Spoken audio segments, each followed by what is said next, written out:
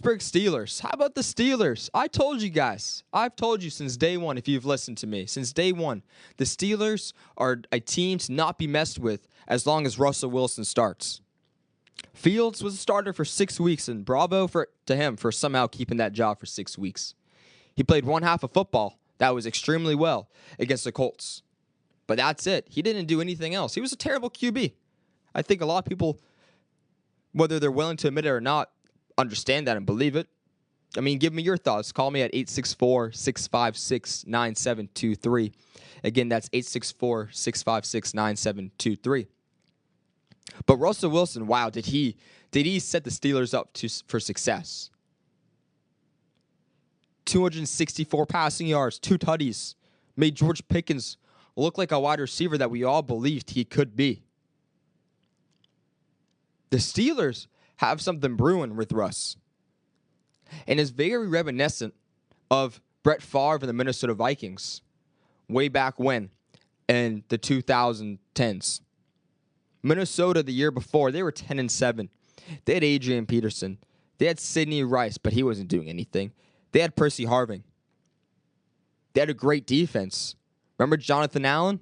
Or excuse me, the real Jonathan Allen from Minnesota, the long hair. You guys know what I'm talking about. But remember him?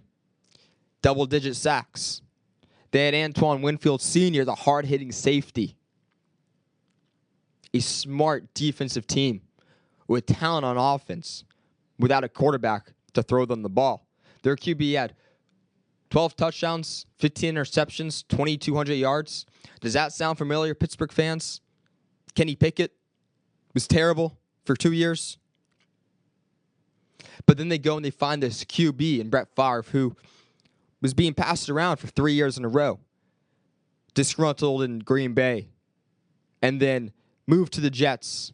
And the team was mad at him. He was mad at the team in the front office. Went to Minnesota and turned back the clock. Was an MVP caliber player. Russell Wilson. Final year in Seattle. Disgruntled. Pete Carroll and Russ are fighting to keep their own jobs. Then Russ went to Denver. And it was a disaster class. The head coach carousel with Sean Payton and Nat Hackett. The inability to provide him with any halfway decent wide receiver. No running game. No offensive line to keep him up. He got sacked 100 times in 2 seasons on Denver. But now he gets to Pittsburgh and he waits for his turn. And what does he do? He turns back the clock. And he plays amazing. Because, sure, you could say Russ isn't a top 10 QB in the league. But for this scheme and for what Pittsburgh needs, he blows it out the water. He knows how to handle his top wide receiver in George Pickens, just like Brett Favre knew how to work with Percy Harvin. This backfield is running ferociously, and I'm not saying Najee Harris and Jalen Warren are even close to Adrian Peterson, but every great offense needs bell cows. They need running backs to just pick up those gritty yards. That's why he was successful in Seattle with Marshawn Lynch in the backfield.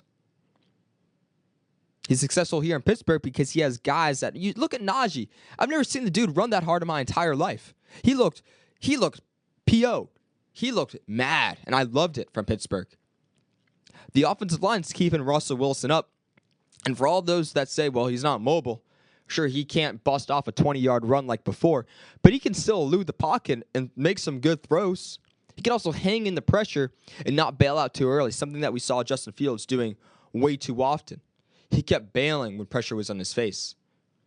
But look at that one pass he had to George Pickens. I believe it was 40 yards downfield, left side, sideline. 50-50 ball. There was immense pressure in Russell's face, and he threw a dot to George Pickens with that moon ball that we've all grown to love. So some want to say that Pittsburgh's not legit, and I think it's fair. Like, the Bengals and the Ravens are still very hard teams to play. But Pittsburgh can hang with them because they have the defense that can eat pretty much anybody alive. They have the best Watt we've ever seen in TJ Watt, which we can talk about in a second. He's better than JJ, at least in my opinion.